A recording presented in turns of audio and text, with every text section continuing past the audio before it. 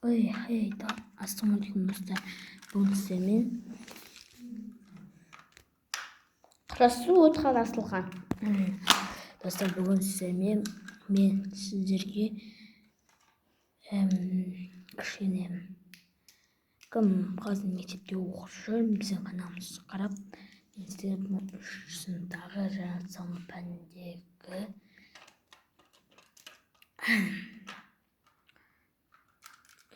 үйкез күш туралы өтеміз.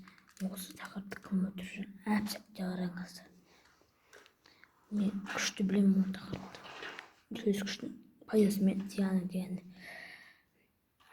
Достар, енді қараңыздар мысалы.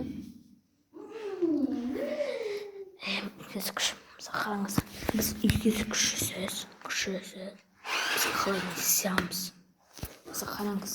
Ана інім, ана машина жүргізіп отыр. Ал үйкез күші болса, күші жоқ болса, қалай? Ол машина бірақ ойын тұрады. Сіздер ойлап көріңіздерші. Үйкез күші мүлдем жоқ. Сол кезде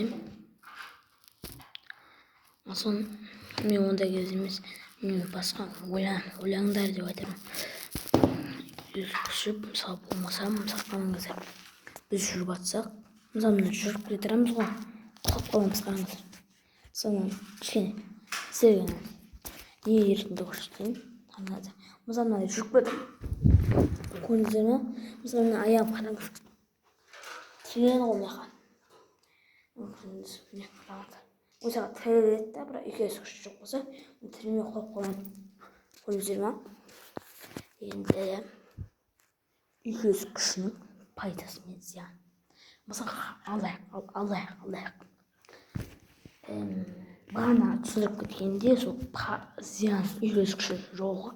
Мысалы қараңыз, маймыл ағаштың төбесінде құйрығымен ілініп тұр да, бірақ үйкез күшіне зиян болса, құлап қалады. Бірақ пайдасы болып тұр. Пайдасы мысалы үйкез күші бар. Үйкез күшін азайту үшін достар не істейтінін білесіздер ме?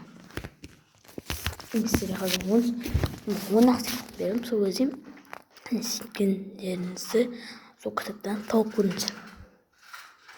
Қазір мен 10 секундқа видеоны тоқтата тұрамын. Ал таптыңыздар ма? Ендеше ары қарай жалғастырамыз.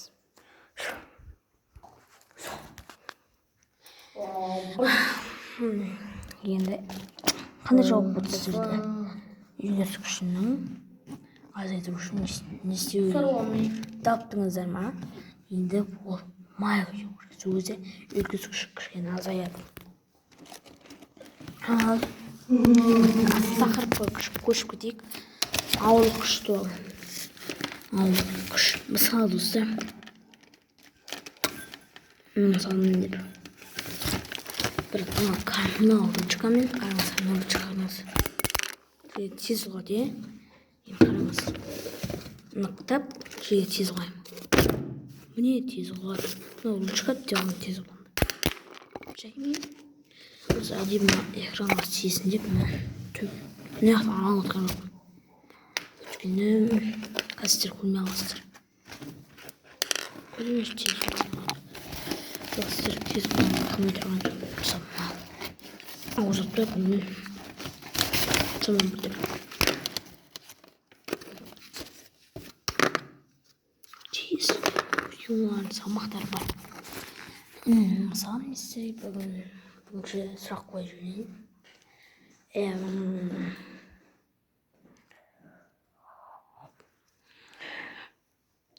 Мысалы болсақ, мысалы біз қазір төбеге топ тұрақтырсақ, неге ол қайтадан жерге құлайды? Соны білсеңіздер комментарияға жазып кетіңіздер.